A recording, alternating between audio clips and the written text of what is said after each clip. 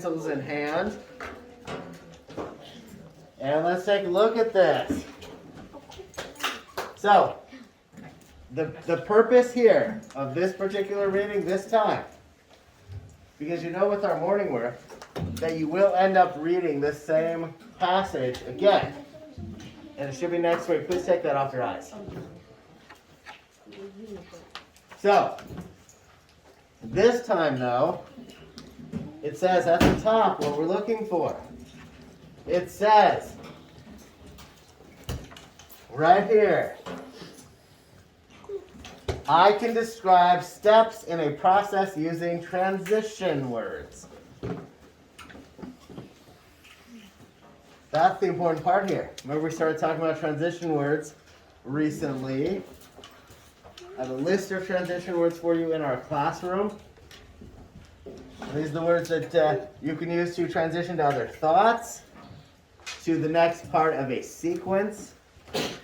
Remember we also did sequence in our last close reading, where you guys talked about the sequence or the order of events in the winter cycle. Well, in this case, it's going to be the order of events in how potato chips are made, right? So, did everybody finish reading this? Good. It seems like most people actually finished reading it. That's good. Well, let's quickly go over it together. So, what we will do is, because it is one reading passage, but you notice it's kind of long. Normally we would break something like this up into a couple different paragraphs. So what we'll do is, do 1, 2, 3, 4, 5. We'll do one paragraph here. Maybe 1, 2, 3, 4. We will do up until there, and then we'll do this one, and then we'll do our last. Okay, the title is Feeling Chipper. Who wants to be the first reader today? Kylie? Who wants to read the second one? Allie? Who wants to read the third one? Sellers? And later when we do our reading this afternoon, you guys will get a chance to read as well. Brewer? Put in a B. Okay, fine. We'll put CB. Okay, so Kylie, go ahead. Nice and loudly, go ahead and start us out. Do you like potato chips? Have you ever wondered how they're made? A potato chip factory produces thousands of chips each hour. Since potatoes grow in the ground, the first step is producing chips to clear off the dirt. However, nobody is using these scrubs with a potato machine. All those. Good, you can go ahead and stop there. Thank you very much. Good job. So, okay, they're asking us 2 questions in the beginning, right? Do we like potato chips? Have we ever wondered how they're made? Excuse me. I like potato chips. I've wondered how they're made. So now, we've got some important information, right? First step. Look down at the bottom. Look at the bottom of your paper. You notice that it's numbered? And it says, label the steps in the process. That means on this side, we're doing 1, 2, 3, 4, 5. We are labeling the steps. And all you have to do is write in the one word. But over here, I want everybody looking up here. Over here it says, and this really should be a given, meaning you should already know this because I always expect this. These should be complete sentences. It says right here, use complete sentences and transition words to give details about the step. So this says, cleaning. First, machines wash any dirt off the potatoes. First is our transition word. And when you're using a transition word in the beginning, it should also have a comma after it, typically. Okay, usually. So, we already saw the first step. There's also a list down here, guys, of transition words. First, next, last, finally, later, after, second, third, then, now, soon, earlier, eventually. All transition words, okay? So let's go ahead and, whoops, I went in the wrong direction. Let's move on to the next one, but here's where I'd recommend some highlighting or underlining. You can do it with your pencil. First step in the process is to clean off the dirt. That one's already represented down there, right? Okay, next one. Allie, you're going to start right here at big, and you are going to end at very thin, okay? Go ahead. Big drums knock off any sprouts and tubs of water wash away the rest of the dirt. After that, they head to the peeler. Yeah. The potatoes ramble around and around the rollers until the skins are rubbed out. This machine can peel. Do you know what that number is? Pretty big. 5,400,000? It's not 5,400,000. You went way too high. It's 5,400. 5,000. Please stop. 5,100 kg of potatoes. And that stands for kilograms. In an hour. The potatoes are then sliced very big. Okay, so I think we've actually just identified a couple steps in this part. Who can tell me the second step that we just identified in that paragraph that we just read? Chloe Schmidt?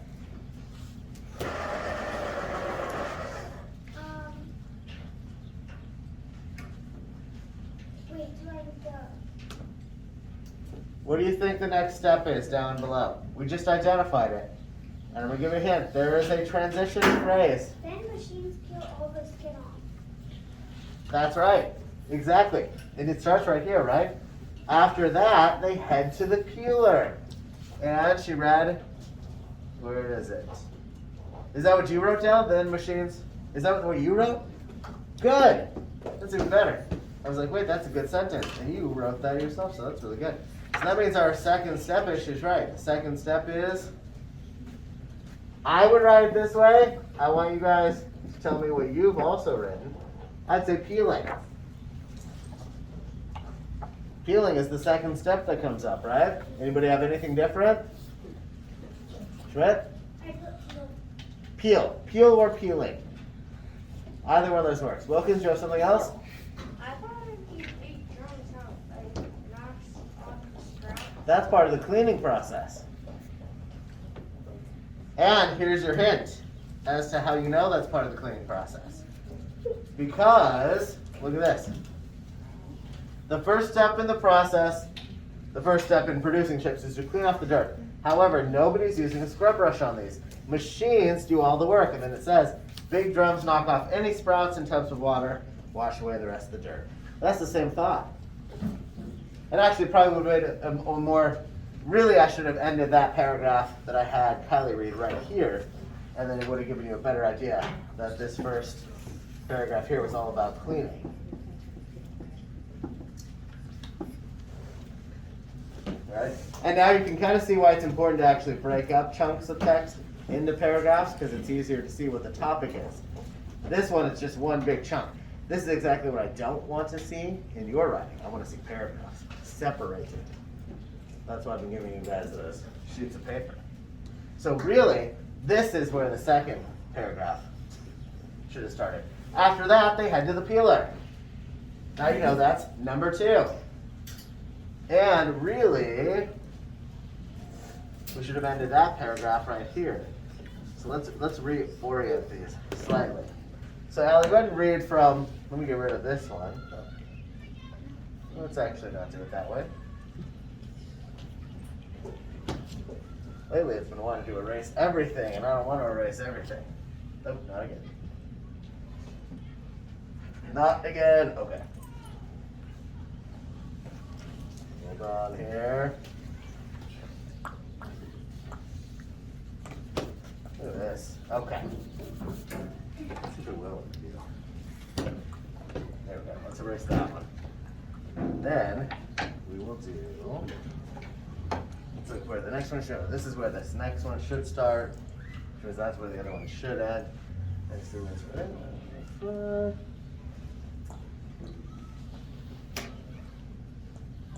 That one should end here. And then the last one should actually start here. So, Allie, go ahead and read from straight blades produce all the way down to 36 slices. You're going to start right here. Straight blades produce regular chips while You got it.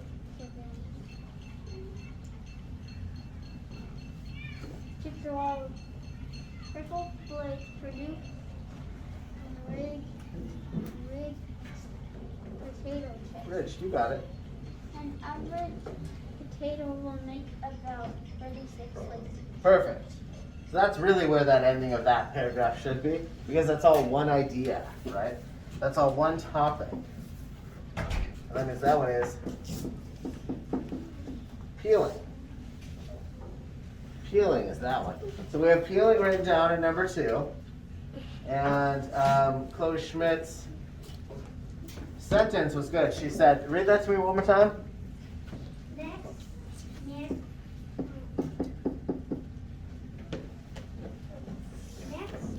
machines peel all the skin off.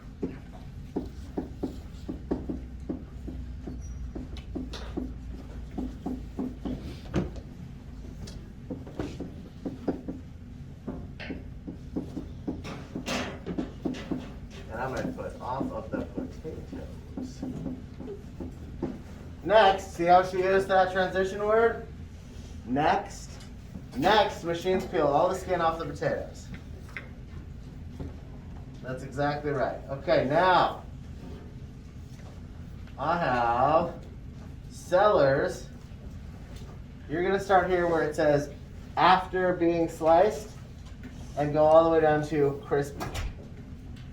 After being sliced, an air blower dries any leftover water, and the slices are placed in a vat of oil that is always boiling.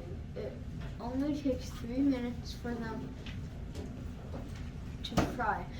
As they cook, water in the chips is replaced by oil. That's what makes the chips crispy. Good. So now we just learned a couple things in this little paragraph here, right? Because if you look down here, see now we've got 4 different separations. We've divided it into 4 paragraphs. But if you look down here, there are actually 5 steps. So if you look at the paragraph that Sellers read closely, you'll notice that there are actually 2 different steps discussed right there, right? What's the first one? What's our number 3 then? What's the first one there? What does it say, guys? Someone tell me what it says. Where he started, it said after being sliced and air blower dries them. What happens? Valid? They're weighed and dropped into packages. Say it one more time. They're weighed and dropped into packages. Well, that's down here. I'm talking about in this one paragraph that Sellers just read. What is our number 3 step? Number 3 step. I just gave you guys a hint. So after being sliced, this is our transitional phrase. They're getting An air blower dries any leftover water. they get fried. Say it again. They get fried.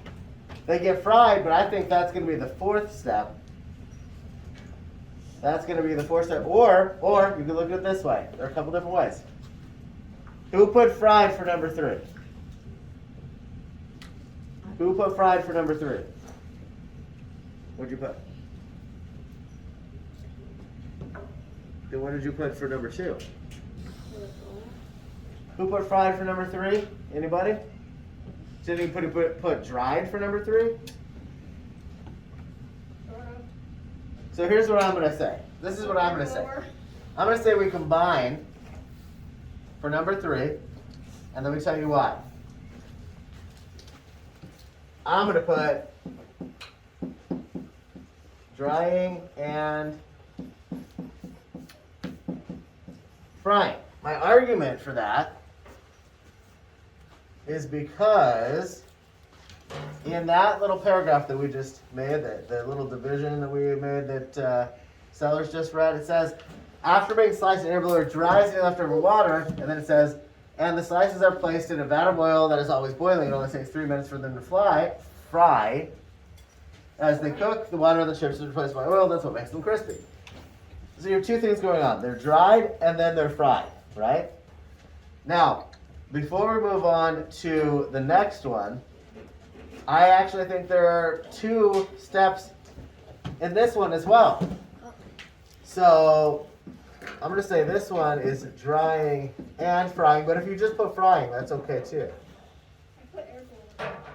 I put phone too. Guys, raise your hands if you want to tell me what you put. Madeline, I put air blower.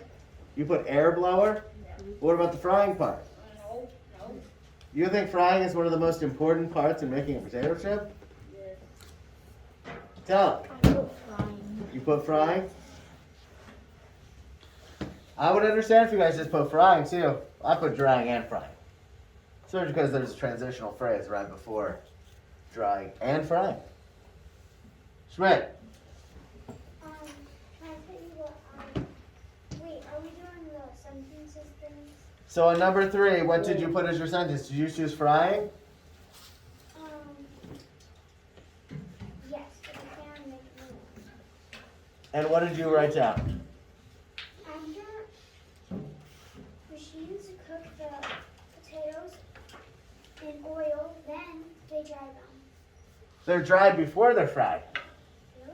Read the paragraph again. Read the paragraph again. And let me tell you, if you put something wet into oil, you are going to be in for a painful surprise. What? Don't do it. Water and oil do not mix. Do not. Abigail, what did you put down for 3? Guys, please stop talking. Abigail?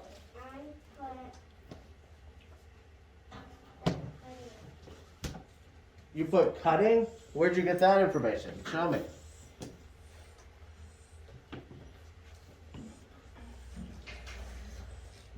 Is it from the other one before that? So they're peeled and cut. Ah, I see what she's saying. Because it says that peels and are then sliced. Yeah, I can see that. So what did you put for number 4 then?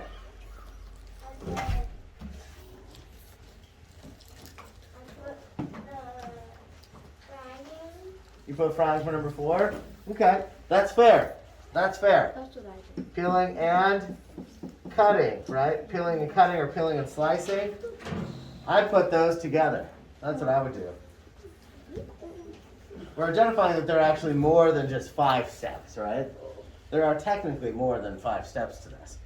So there's kind of some leeway. As long as you guys are pulling information out of here and giving me evidence, like Abigail just did, that's what I need, is the evidence from the text, right? Right. So I'm walking around and I'm seeing the majority of you guys, you filled out your paper. Raise your hand. Let him know what you have Please. down on your paper. That's what he's asking. It doesn't matter if it's not the same as I had. Give me your argument. That's what I want. I want to hear what you got and why. And why, Allie? Have it down. Raise your hand. Number 3, I put slicing. You put slicing for 3. And then for 4, did you put frying? For 4, I put boiling. Boiling. Oh, okay. So same thing as frying because they talked about the boiling vat of oil, right? So frying or boiling in oil, yes. That absolutely could work. That absolutely could work. So, For number 4, I put drying. for number 4, you put drying? Yeah. Okay. And then where's frying?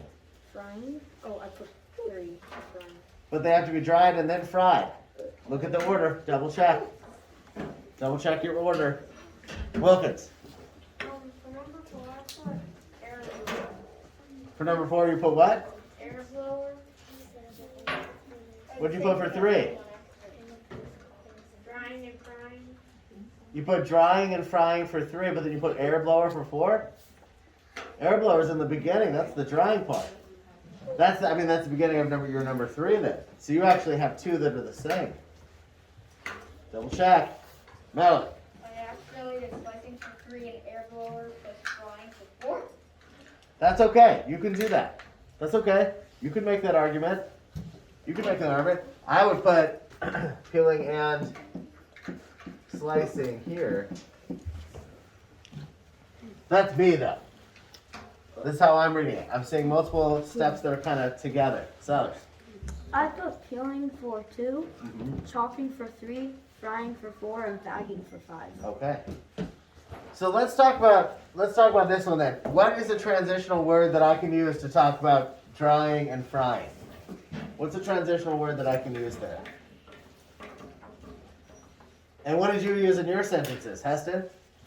Then you dry and fry the chips. Then absolutely works. Then I would say the potatoes are dried and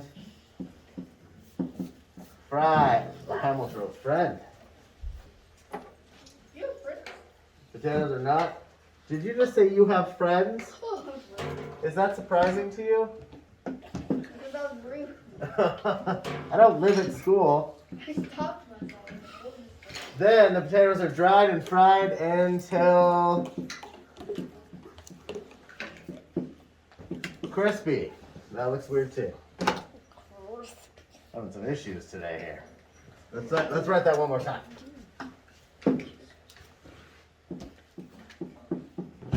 There we go. Yep, Heston's absolutely right. Then works perfectly there. That's a good transition. Okay, now let's go back up. Way up. Up to, okay, so Sellers read that one. Now we've got Chloe Brewer, you're going to start right here on finally, and then end here. Go ahead and read nice and loudly. Finally, they are weighed and dropped into packages that are sealed on both ends. The packages are taken to the store for people to buy. So the next time you open a bag of potato chips, think for a minute about the amazing journey to get from raw potato to crispy chip. Good. So what do we see in this last paragraph that Chloe just read? What's the step there? Madeline? They're weighed and dropped. Weighed and dropped into packages? Tava? They get fried? Well, fried was in the paragraph before that Sellers read, right? What about the one we just read right now, that Chloe Brewer just read?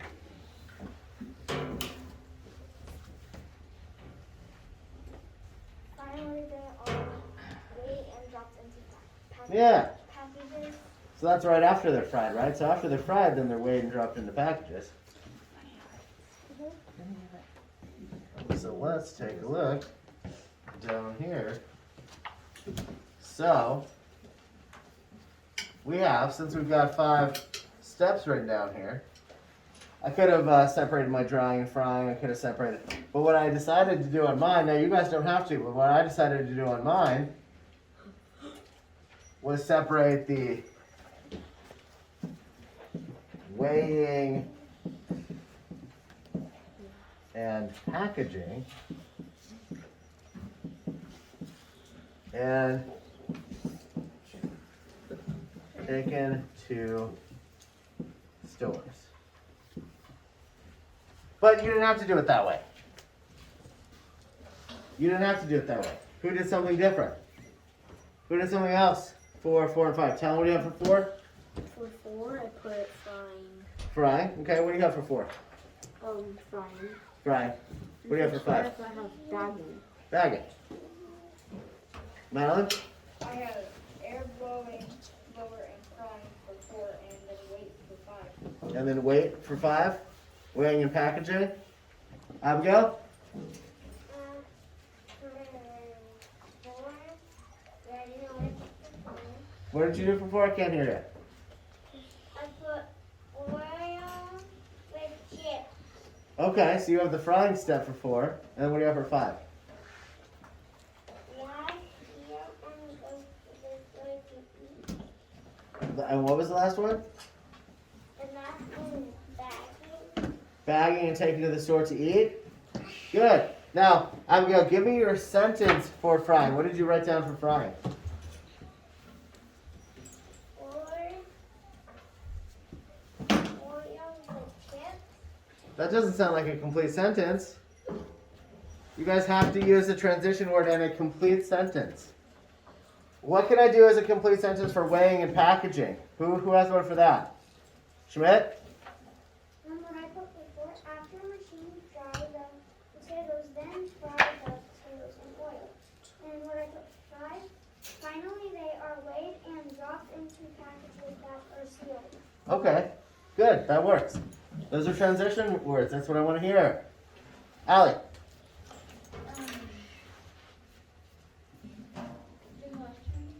For 4 and 5, 4 I put balloon, and 5 I put packaging. Okay, what's your sentence for packaging? I put 6 because it's the 5th step.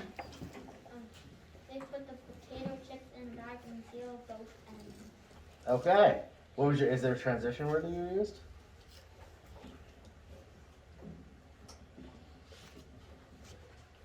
I noticed some of you guys were using the same one they used up here, which is actually, I'm really glad that you, for those of you who did decide to, sorry about that, for those of you who did put weighing and packaging for the 5th step, I think that one is actually perfectly valid, and I think what you did was use some context clues because you saw the word finally, which is a transition word.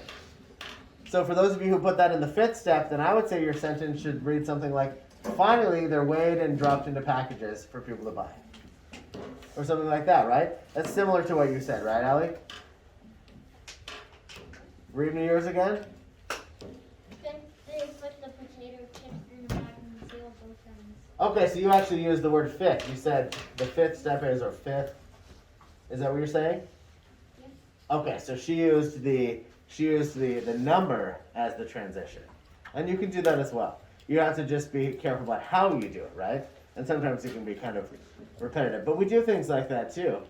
We use that, for instance, when we're transitioning in our spelling word lists.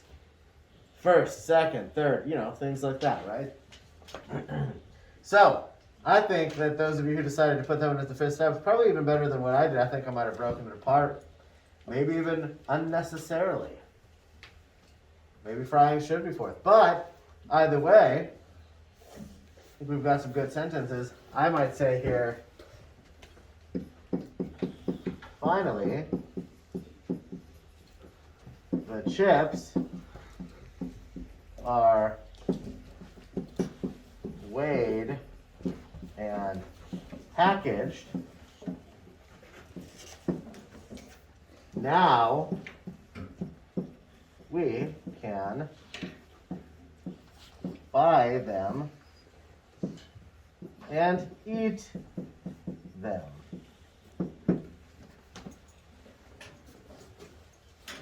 You see how there's a transition word at the beginning of all of them? I want a transition word and a complete sentence. But the goal here is to get used to using those transition words. Right? So that your sentences, so that your paragraphs flow better. This is good practice for you guys when you're writing your own paragraphs and your own sentences. Especially when we're doing sequence like this, which was something that we also did, again, with the lunar cycle, right? So next, machines peel all the skin off the potatoes. Then, the potatoes are dried and fried until crispy. Finally, the chips are weighed and packaged. Now we can buy them and eat them. Make sense? You guys all feel pretty good about this one? Yeah. Good. Now I know it took us a little longer to get through this than I had intended today. But I think this is a pretty good exercise and kind of works really well with what we've been doing in our ELA. So, yeah. And remember the other day? Class. Yes, yes. You remember the other day when I told you when we did that trivia and we came across Dr. Seuss's real name? Theodor Seuss Geisel. Theodor Seuss Geisel right here. We're going to read a little bit about him. Ariana, question. Yes. Andrew, question. Can you do what? You messed up? That's okay. It's okay, you can always go back to it. Well, let's move on to this one for now. Molly, I need to get more glasses. you mean to see through? I need to get more glasses. Are you having trouble seeing it? These words are so small. Okay, well, we're going to read it together. Okay. So, here's what we're going to do. I'm going to pick some folks to read this one. And, guys, please stop. I need everybody to sit down. Please stop talking. Nobody should be playing around with anything. Everybody should be on the reading. We're going to do the reading together. If you've already started, that's okay, but we're going to do this reading together. And I'm going to come around and pick up the dice, okay? Now, I'm guessing that Zoe wants to read, correct? So then I'm going to have you read Can I read a big one? this first one right here. Now, let's see, who did I have read earlier? Because I got to choose some people who haven't read yet today. Tama hasn't read yet today. Should we read this one? Aiden, are you voluntary to read? Okay. And also, can I get a new mustache? Mine ripped. I know, I need to get some new mustaches. I'll probably have to print a few before we take a class photo later, okay? Okay, so this one right here, I'm going to break this one up into two because it's kind of a long one. So then I'm going to have Aiden do from after until published. And then I'll have, let's see, the next one, please stop. And then I will have, who else? I haven't heard from, got a few. Joel, are you volunteering? Volunteering to read? Joel didn't read today. Who read today? Hello, you read today. I know Brewer read today. That's why I'm looking for other people. Joel, you want to read? Okay, so Joel's going to read this second one right here. We'll put J right here. And then, hold on. I know, guys. I appreciate the excitement. Wilkins is going to read that one. And then, let's see, who else hasn't read today? Abigail, you're going to do this one. Ariana, and it's a bit of a short one, you're going to do this one for AR. And then I need one more at the bottom. I know, I've got a lot of people. But I need also people who have not read today. Or recently. Okay, so I see a few. Kyle, you didn't read today? You read earlier. Uh-huh. You read when we did our potato chips. Remember? How many people have it? So Jed and Madeline and Schmidt, I think, have not read. Is that correct? I already have you on there, Abigail. But I know Jed hasn't. Okay, Jed, we're going to have you do this one. And don't worry, guys. I am going to make sure that everybody gets a chance to read. Always, don't worry. Okay? So I'll keep track of, and this is another reason why I write these on here, so that next time I can look back and say, okay, these people already read. I can make sure to give other people a chance, okay? So don't be hurt if you didn't get a chance right now. I promise you will get one. Hey, do you have a question? Can I wear my bandana instead of this? If it's easier for you, yes. Okay. Oh yeah, I don't have it. Okay, let's move on. Now, Zoe, go ahead and start this one out for us. And I know that the writing is really tiny on your side. If it's a little bit easier to see it here, it's okay, I know you did. If it's a little bit easier to see it here, then you can come up here and read it as well, okay? Just make sure you speak nice and loudly. And I'm going to come around and grab these while you're doing that. Actually, I'm ready. And guys, remember what I always recommend. Take, do some underlining, highlighting. Look at what you think might be important information. Because we're going to be answering questions about this reading too. So we can go back. But I want you to underline things you think might be important. You still have dice? Somewhere? Ah. Have you ever heard of Theodor What was that? Geisel? Geisel, read it. Say again?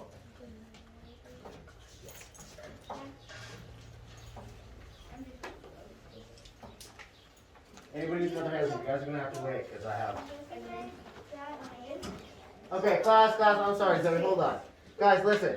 Zoe's reading. I need everybody to be paying attention to what she's doing right now, okay?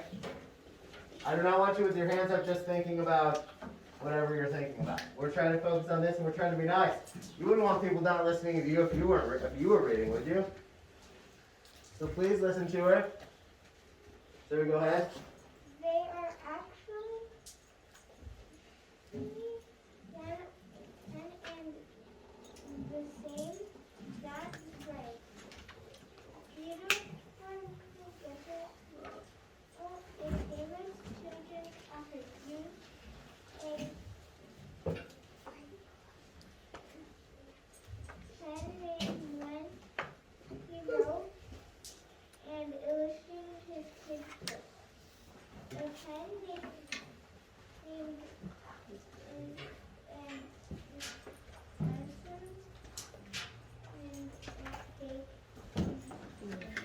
Speak up a little bit. used by an author instead of using the name. They are typical nouns for this was Theodor's middle name. And it was also his mother's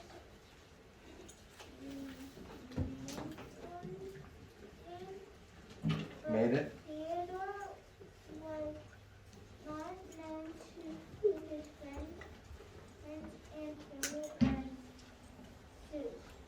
And he also wasn't a doctor. So we learned a few important pieces of information here, right? So, his first name was Theodor, but he used what we call a pen name. So that's something I would actually recommend underlining here. A pen name. And a pen name is what? What does it say a pen name is, guys? As soon as that's a good thing. What does it say a pen name is, Madeline? Can you get a highlighter? Yes, you can. And what's a pen name? Tell me. Pen name is an assumed name or a fake name. That's right. Assumed name or a fake name. And sometimes authors use them instead of the names that they're usually known for. So there are actually a lot of authors out there who use names that you wouldn't even know it was them. For instance, J.K. Rowling, who wrote the Harry Potter books, also writes under an assumed name. She writes a whole different series of books under a different name. And in fact, if I recall correctly, it's under a man's name. I'll have to pull up the name for you guys, but it's an example. Stephen King. You guys might know who that is because I know a lot of you have seen that movie, It. Yes. He also used to write under an assumed name. So there would be some books by Stephen King and some books by an author named Richard Bachman, and it was actually him. So a lot of authors do this, will write under different names, especially if they want to write things that are different than what they used to write or what they normally write. Okay? So he did that, right? Now, Seuss, What's his middle name? I was just going to ask that. Don't call it out, please. Raise your hand. You are correct. It was his middle name, but that's what I was going to ask. It's his middle name. But also it was his mother's maiden name. What does maiden name mean? Have a go. You can get a highlighter. What's a maiden name, guys? Does anybody know? Sellers, raise your hand then. It's a name of a mate. It's a name. Nope. You guys don't know what a maiden name is? Nope. Anybody? Good. You better. I mean, they could get a name of a maid. I understand what you're getting at. A maid in the sense of maybe the way we'd say it in Old English, like she was a maiden. Meaning a maiden, meaning not married. Wilkins.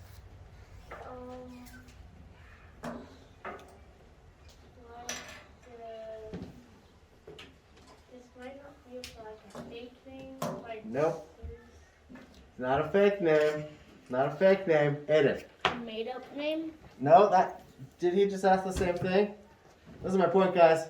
Listen to each other. Madeline. A real name?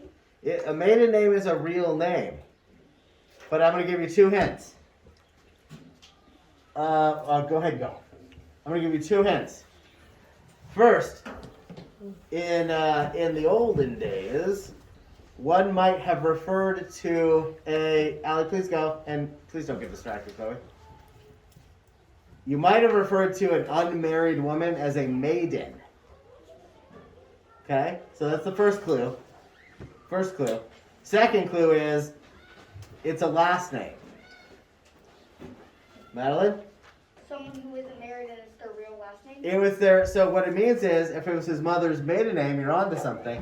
If it was his mother's maiden name, it means it was her last name from before she was married. So a maiden name is a last name from before she was married. So an example being, my last name is Weltman because that's my dad's last name. It's my mom's last name now, but before she got married to my dad, her last name wasn't Weltman. It was Boucher. Yes, my family is very French. So, there's an example. Some of you might know your mother's maiden names, and at some point you will definitely know your mother's maiden names. Please stop playing around, Aiden. I think Ian, my mom's main name is Jeff. there you go. Some of you already know. Tama. My mom's middle name is last name before she married my dad was Jones. That's her maiden name. There you go. I don't remember. Exactly. Okay. I know. I want to hear all of them, but we got to move on, guys. I'm glad you know these. I know So it's those sellers, please stop. These are called maiden names. So it's your mother's name before she took your dad's last name when they got married. This is usually how it works. Now, on that note, some people don't always take their husband's last names, but typically, traditionally, they do. Now, Sometimes the husband takes the wife's. that's rare. It's very rare, but sometimes it happens. Very rare. Okay, but the point is that Seuss was his middle name, but it was also his mother's maiden name, which means that when he was born, his parents, instead of just coming up with another middle name, they gave him his mother's maiden name as his middle name. But here's another important information. Was Dr. Seuss, another piece of information, was Dr. Seuss a doctor? No. No. He wasn't a doctor. And now we also use doctor in different ways, right? So not all doctors, when we say usually if you say let's go to the doctor, you know exactly what that means. That doesn't mean let's go see Dr. Weltman. I'm not that type of doctor, okay? I'm not gonna be the one who can save your life. I don't do surgery or anything like that. That's not it. I don't give out medication. That's not it. Yes, I have the type of doctorate that is for teaching or doing research. Whereas somebody like Dr. Lang, the old vet, he had his degree was so that he could actually practice medicine on animals, for instance. So there are different types of doctors. Now his, though, he wasn't even a doctor at all. So let's continue on. Let's find out why he started using the name. Tava, go ahead and go. You're next. Theodor Geisel was born on March Put your hand 2nd, up. Take a focus for now. 1904, in Springfield, Yes. Massachusetts. Remember we talked about Massachusetts the other day? Yeah. Go ahead. At 18, he left home to attend Dartmouth. That's very close. So we pronounce it Dartmouth. But yes, it looks like Dartmouth.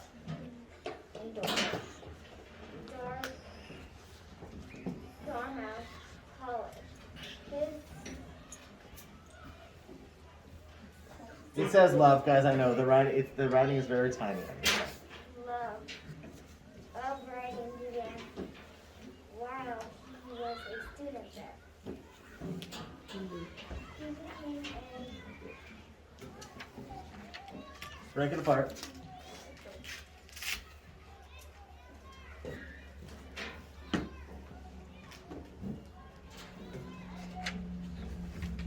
You might not know this word. It's contributing. Contributing writer and editor of the college newspaper. Good. Unfortunately, due to breaking a college rule, Theodor was removed from his Position. position as editor and no longer allowed to write for the school newspaper. In order to continue to publish his work in the school newspaper and to keep people from knowing who he was, Good stuff. he began using the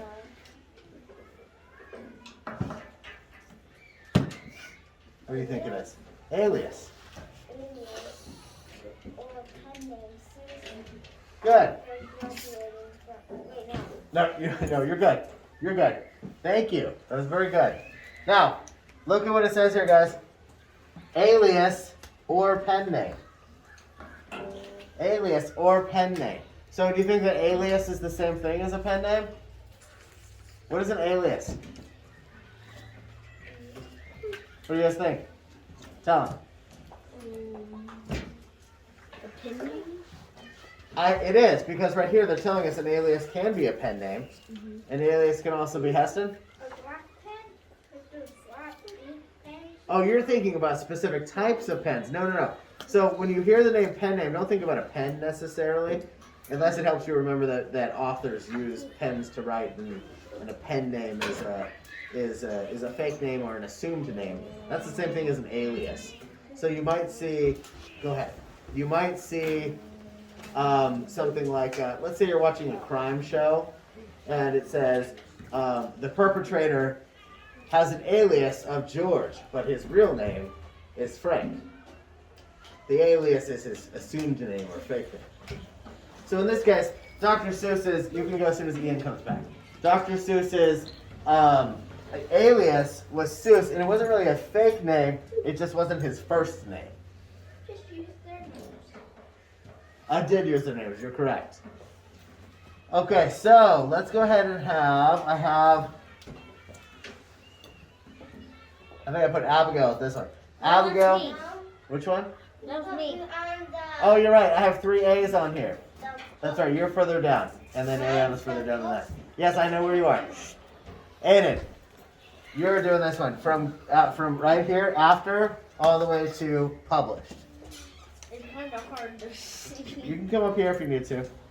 After. Aiden, would it help you if you came up here? No, I can go closer. Okay. To this. Go ahead and speak up. After.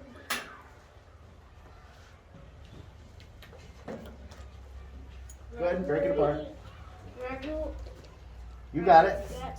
I cannot say that word. Graduating, you got it. From Dartmouth. Dartmouth. Dartmouth. He continued his addiction. Try that one more time. Break it apart. It's 4 syllables. Please put your chair all the way on the ground, Joel. Thank you. And it starts with an E. And it's what you guys are doing right now.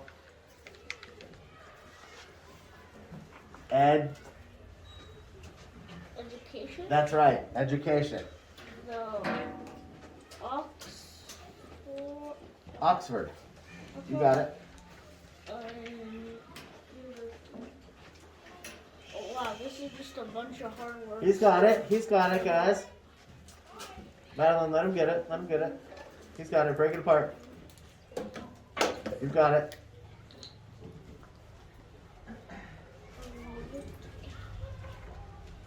It's university. University? Yep. Oxford University. Go on. What? Hope to earn. Hold on. You're what? Oh, you're going. Okay. Who goes after you? Nobody? Okay, don't get distracted, guys. Aiden, keep going. He hopes to earn a what? I know. There are some challenging words in that one. So we were just talking about this, right? Remember how we were just talking about how there are different types of degrees? That word is, what is it, Madeline? Doctorate. We say it one more time? Doctorate.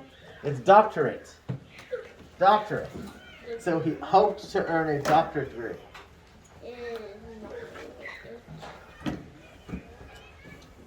Guys, let him keep. I want you guys to be focused, okay? Go ahead, Talon, fill that up. Guys, I shouldn't have anybody ask me questions while somebody else is reading. It's pretty rude.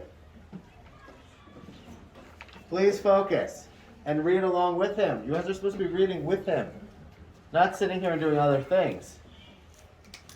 You're supposed to be reading and highlighting while he is reading. I'm sorry, Aiden. Please go on.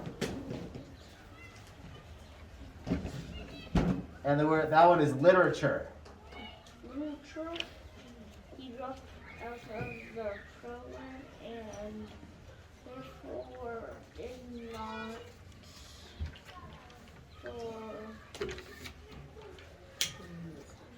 That's good. Keep going. Set him out.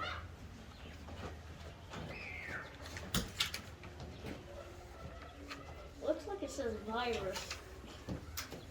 Well, that's why I was saying if you guys want to look at this one, it's a little bit clearer on mine. He did not earn his doctorate.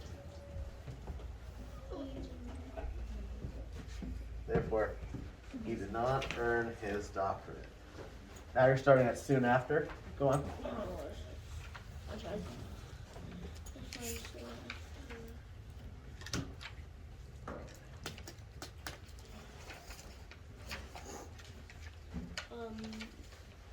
Where's soon after? It is right here. It's 3 down. Soon after he began drawing cartoons. Break it apart. You got it.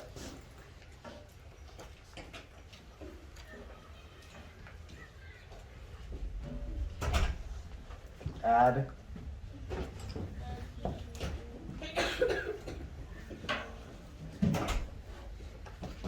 This one is also advertisements. Advertisement? Advertisements. 4 syllables. Advertisements. As well as writing and drawing.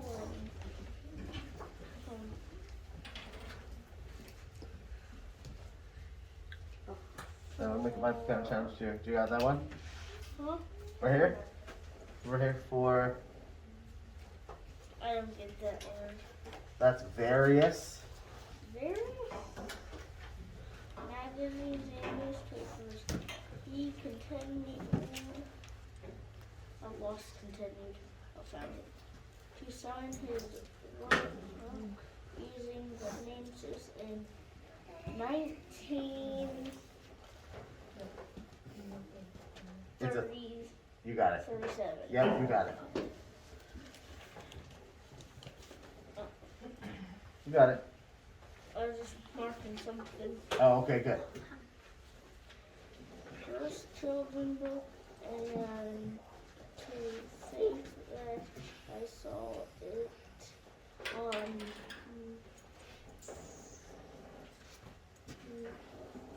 What does that one look like? Mulberry Mulberry.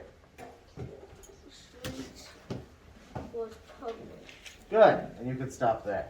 That's it. So good. In 1937, his first children's book, And to Think That I Saw It on Mulberry Street, was published. That's the very first book that he ever published. It was in 1937. 1937.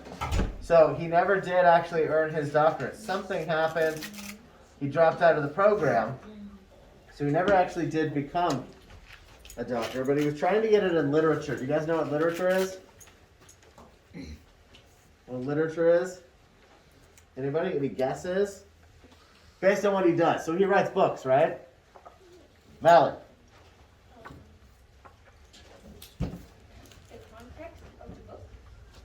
So literature kind of does touch on that because literature is really all about books. It's about books and writing. Other people's writing. So what he wanted to do is he wanted to study. I told you to not sit back like that for that very reason. So maybe next time you should listen to me. Tell. I don't know what that means, but you have a doctorate degree. I have a doctorate degree, that is correct. But mine is in psychology. Oh. His was going to be in literature. Because obviously he was interested in writing, and he obviously liked books a lot, right? So that was his goal, and then something happened, he dropped out, and then he decided to go into working. So he never actually got that doctorate, but we do know him as Dr. Seuss, right? His pen name, right? Okay, so, and various. Do you guys know what various means? It seemed like it was kind of a new word. Anybody have an idea about what various means? That's what people are telling me now. Allie, you got a guess?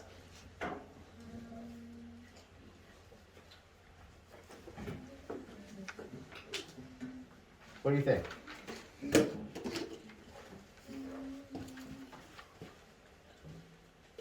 Various. What if I told you it was related to the word variety? Would that help? No? You guys have heard the word before, right? No. Never heard it? Yes, I have. Not really. Any guesses? I know I see some hands going up. Lindsay's heard it before. Madeline? Variety is a group of things. Variety, like different things, right? Different things, right? So if it says various, and I told you it was related to variety, does this mean he's writing for all the same magazine and it's the same magazine and newspaper? Or does it mean that he's writing for, I saw Tammy give me a thumbs down. So does that mean that he's writing for different magazines and newspapers? Exactly, a variety meaning, a various meaning a variety of magazines and newspapers. Different ones. Different ones. Variety means different types of things, right? You also might hear in the context of things like fruits and vegetables, you might say, well, there's this variety of tomato that is this big. That is true, but we're not going to talk about tomatoes right now. Okay. Now, Joel, go ahead and start right here at Theodor, and then we'll have you end here at book down here. You go ahead and speak up. And you can come up here if you want to as well, or you can read off yours. It's up to you.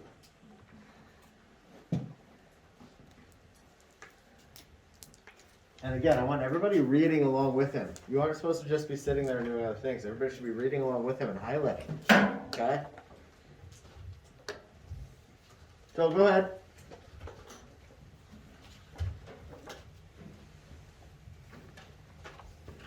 I'm not supposed to stop at. You're going to go from Theodor all the way down to book, the end of the paragraph.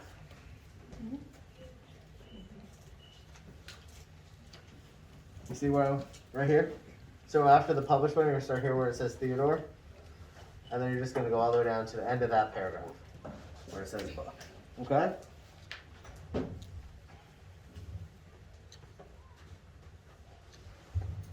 Maybe we can see.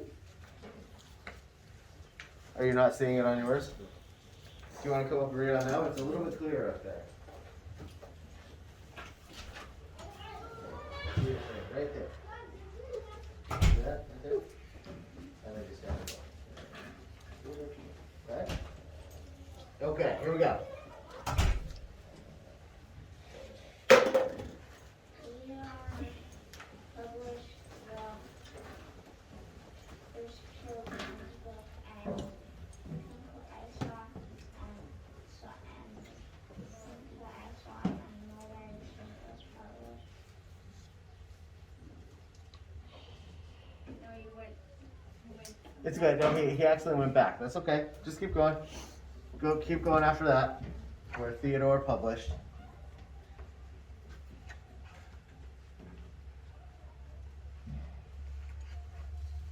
Theodor published the book under the name. You got it. Keep going. Since his father had always wanted to become a doctor, so and his Speak up a little bit. he added doctor to previously used Good. the doctor's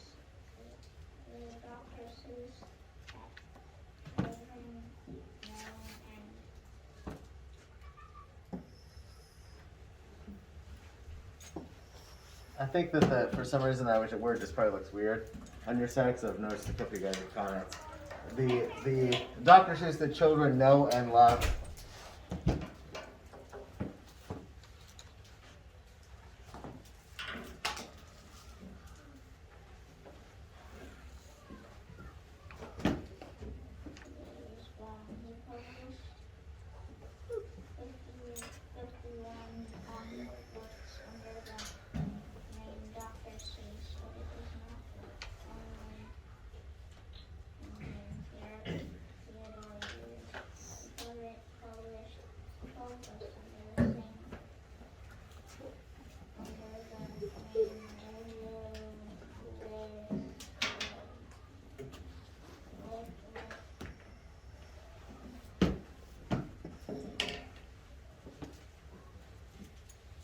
Lesieg, I think is probably what it was supposed to be.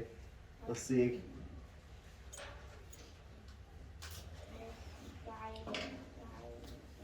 Geisel.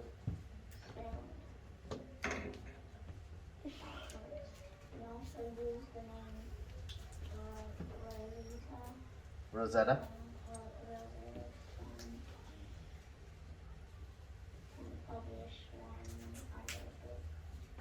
So there's some interesting information we just learned here. Thank you. Right? So he added the doctor. Why did he add the doctor, guys? What does it say? Why did he add the doctor to his name? It. Because Dad always wanted him to be a doctor to honor him. That's right. That's what it says. His dad always wanted him to become a doctor, so to honor him, he added the doctor. He started going by Dr. Seuss. Now when it says the Dr. Seuss that children know and love today was born, do they mean literally born?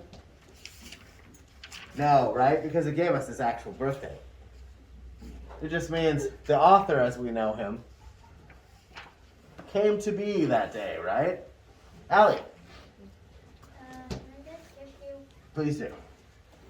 So then it says he published how many books under the name Dr. Seuss? How many books, Madeline? 51 popular books. 51 popular books under the name Dr. Seuss. But then it said he also used a different pen name, right? What was the other pen name? What was the other one? Brewer? He did say Rosetta Stone. He did publish one name under Rosetta Stone. We'll talk about what that is later. That's a historical artifact, actually. But this one right here, there's another name. What was the other name? Abigail.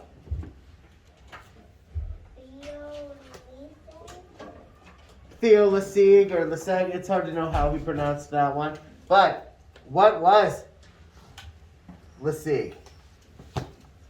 What was it? Sellers? It's Geisel spelled backwards. That's right. And if you look at it, it is. All he did was take his real last name and spell it backwards. And that's the closest. Joel, once again, you're on the chair just like that. Please stop doing that. You already fell once. I don't need anybody smacking their heads on anything in here, okay? So, what he really did here, this is the closest to using his real name. Theo Lesieg. Okay. Let's go ahead and move on to our next one. Now I have Wilkins reading, starting here at Writing Children's Books.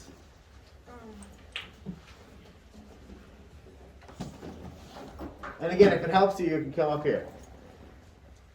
Writing children's books is one of the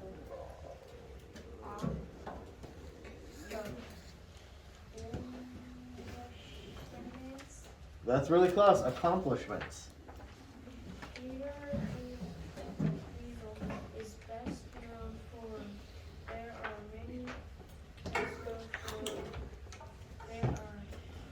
interesting facts and stories surrounding those books. For example, his book "And to Think That I Saw It on Mulberry Street" was written while sailing on a ship from Europe with his wife. The rhythm of the ship's Engine. engine inspired the writing of the story.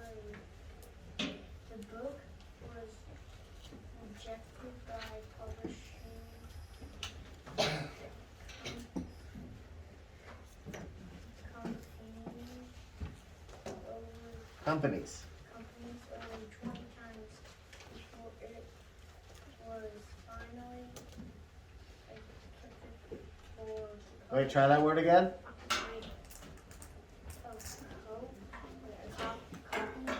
I know you guys know this word because we've been talking about a homophone for it for a while. Break it apart. The one right here. It was finally what? It starts with an A.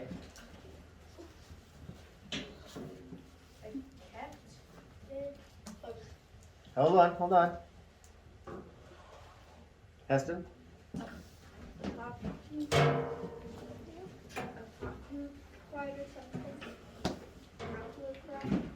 Not quite. Madeline? Accepted. Accepted. Remember I told you there was a homophone? We were talking about exceptions to the rule. This is what sounds like that. This is accepted, which means, and you guys, we talked about this the other day, right? That looks like an O. It means that he was, I know it might look a little bit weird on your side, but it's an A. It's ACCEPTED.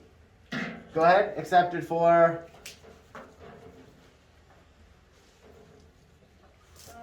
For publishing and so. Good. Good. And you can stop there. Thank you. Good, guys. You're all doing a good job here. The book was rejected. That's interesting, isn't it?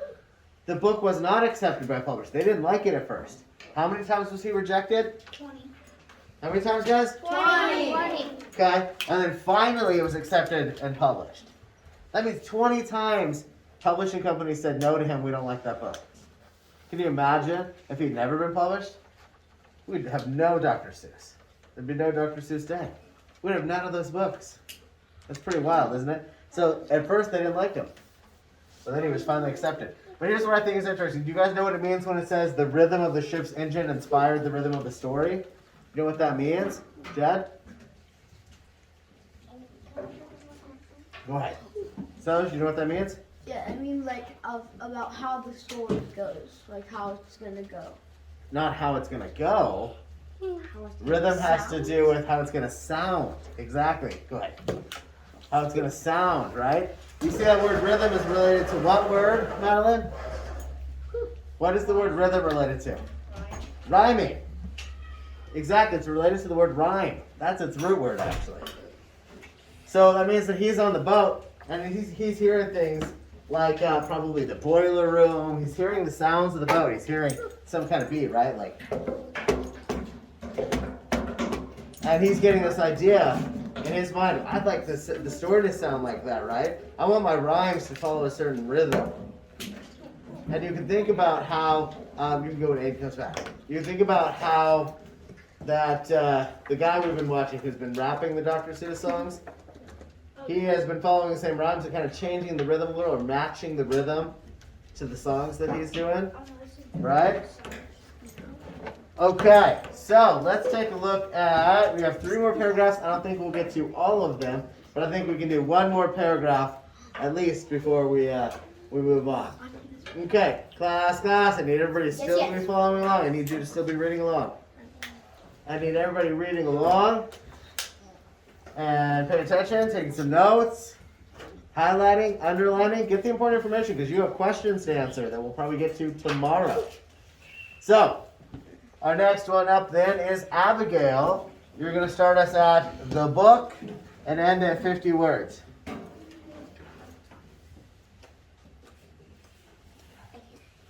You see better up here?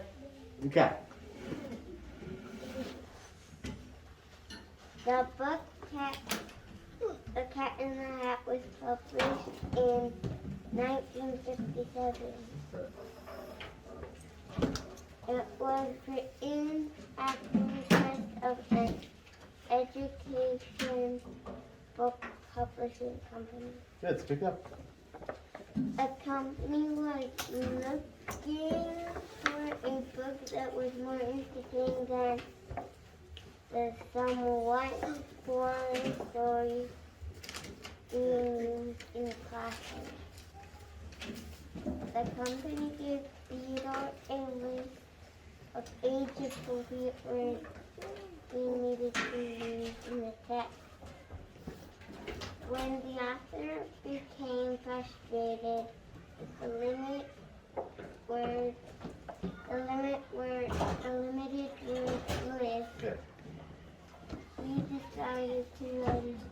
use them. The first two words that found on the list, which were cat and hat. The book, The Cat in the Hat, is only used 255 Yeah, words. is that 255? Are you sure? Read it again. Not 255. 225. You got it. Theodor Geisel later took a bet from a publisher that said he couldn't write a book with fewer words. Theodor won the challenge by writing the book Green Eggs and Ham with only 50 words. All right, thank you. Very good. So that's pretty interesting, right? So The Cat in the Hat, which is obviously one of the most famous books that he wrote, was published in 1957. And so that's pretty important information, right? So that means that was 20 years after he published the first book. And to think that I saw it on Mulberry Street. That was published in 1937. So 20 years later, he published The Cat in the Hat. And what does it mean when it says it was written at the request of an education book publishing company? What does that mean? What does that mean, guys? Anybody? What does it mean? What if I request something from you? What am I doing? Teva? Asking for it? That's right. So does that mean that the education book company asked him to write the book?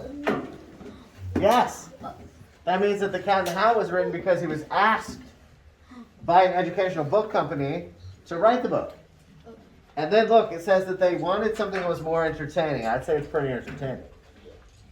And they gave him a list of age-appropriate words to use in the text. So they gave him a list of words they wanted him to put in the text, right? And then what did he do? What does it say he did after that?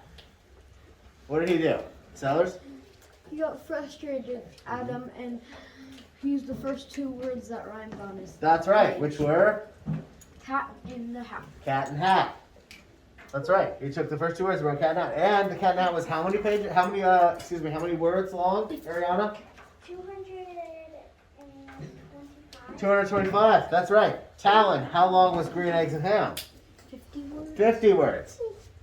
So, and he wrote that because somebody told him he couldn't write a book with fewer than 225. And he said, oh, yes, I can. And then he wrote Green Eggs and Ham, which is only 50 words. So I'd say that's pretty crazy. And kind of also proves to you how well he had figured out his. When I say formula, what I mean is there's a certain pattern that all those Dr. Seuss books follow. Follow, right? Right. He uses a lot of, he's always rhyming. He uses a lot of made-up words, things that rhyme with the other words, funny names, right? Things like that. So he figured out how to write a book with only 50 words. Now, we have 2 paragraphs left for Ariana and Jed to read, but I think we're going to have to do those tomorrow because it is, hey, nobody move yet. Freeze. Because I know you guys are hungry. I hear people grumbling about being hungry. It is almost lunchtime. It's 5 minutes till lunchtime. So we need to do a few things. Hey, don't do anything yet. Sellers, you're not frozen. Freeze.